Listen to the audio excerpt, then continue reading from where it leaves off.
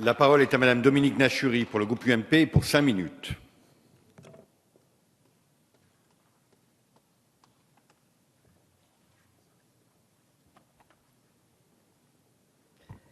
Monsieur le Président, Madame la Ministre, mes chers collègues, le rapport d'information dont nous débattons aujourd'hui est une nouvelle occasion de montrer notre attachement au prestige culturel de la France dans le monde.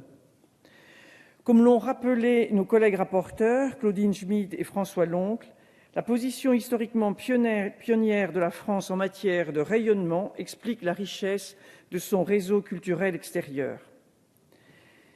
Mais bien que nous puissions nous enorgueillir de cette position, il est nécessaire d'être lucide face aux nouveaux défis que notre nation doit relever dans un contexte de contraintes budgétaires et de concurrence accrue des puissances étrangères. J'y reviendrai dans un second temps. Tout d'abord, permettez-moi de rendre hommage à celles et ceux qui, par leur action, permettent à la France de rester au premier plan. Je pense ici, certes, aux ministères, mais aussi aux agences nationales sectorielles comme l'Institut français ou Campus France, au réseau des 161 services de coopération et d'action culturelle, aux 27 instituts français de recherche à l'étranger, ou encore aux alliances françaises présentes dans 136 pays.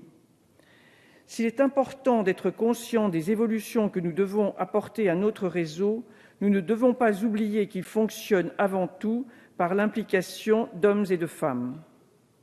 Le rattachement au rayonnement culturel de la France mérite d'être salué. Toutefois, force est de constater que notre réseau est confronté aujourd'hui à un tournant décisif.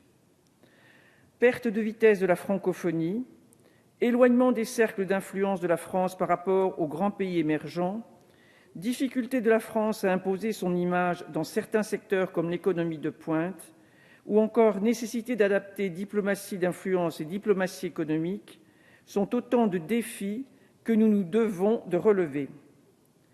De plus, ces défis s'inscrivent dans un contexte difficile, marqué par une plus grande compétition globale face aux nouveaux acteurs que sont par exemple la Chine, le Brésil ou l'Inde.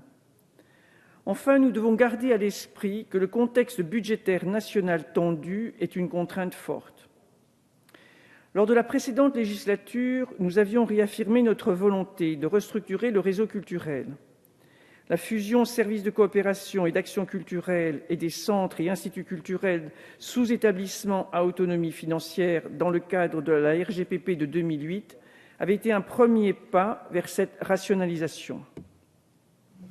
Dans le même esprit, la loi du 27 juillet 2010 avait pour objectif de renouveler le cadre de l'action extérieure de l'État dans 3 domaines: l'enseignement supérieur et la recherche ainsi que la mobilité étudiante, l'assistance technique et l'expertise internationale française à l'étranger et la promotion de la culture française. Cependant, il est vrai que cette réforme n'a pas eu tous les effets escomptés et qu'il convient aujourd'hui d'y apporter des ajustements. À ce titre, nous ne pouvons que nous féliciter des propositions formulées par nos collègues. Ceux-ci, après un long travail d'étude, proposent d'opérer une réorientation de notre réseau autour de 2 grands axes, que sont d'une part une meilleure définition des priorités de l'action culturelle, une modernisation des outils, et d'autre part un renforcement du pilotage du réseau culturel en adaptant ses moyens et en développant de nouvelles synergies. Les propositions que contient le rapport sont de qualité et nous les approuvons. Mes chers collègues, la grandeur de la France passe par son rayonnement culturel à l'international et il est de notre devoir de tout mettre en œuvre pour que celui-ci soit le plus important possible. Je vous remercie. Merci, Madame la députée.